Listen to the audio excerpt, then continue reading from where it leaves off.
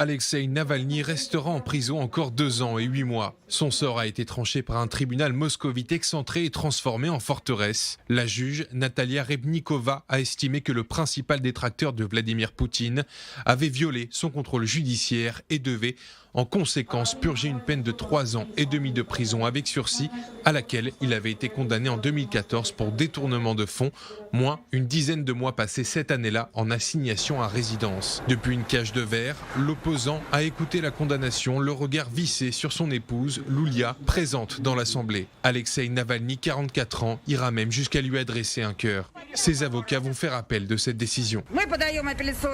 Nous allons faire appel et nous allons informer le comité des ministres du Conseil européen qui gère et surveille l'exécution des verdicts de la Cour européenne des droits de l'homme. La Russie n'a pas exécuté l'arrêt de la Cour européenne.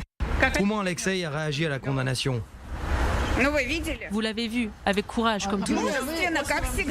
Alexeï Navalny a été arrêté à Moscou le 17 janvier dernier quand il rentrait de Berlin où il a passé 7 mois après un empoisonnement qu'il attribue au président russe Vladimir Poutine. Depuis son retour, plus de 10 000 pro-Navalny ont été arrêtés en Russie selon une ONG spécialisée qui dénonce les traitements dégradants infligés aux interpellés. États-Unis, Union européenne, Allemagne, France, Royaume-Uni, tous ont appelé à la libération immédiate d'Alexeï Navalny. Le ministre russe des Affaires étrangères a dénoncé des réactions occidentales déconnectées de la réalité et une ingérence dans les affaires d'un État souverain.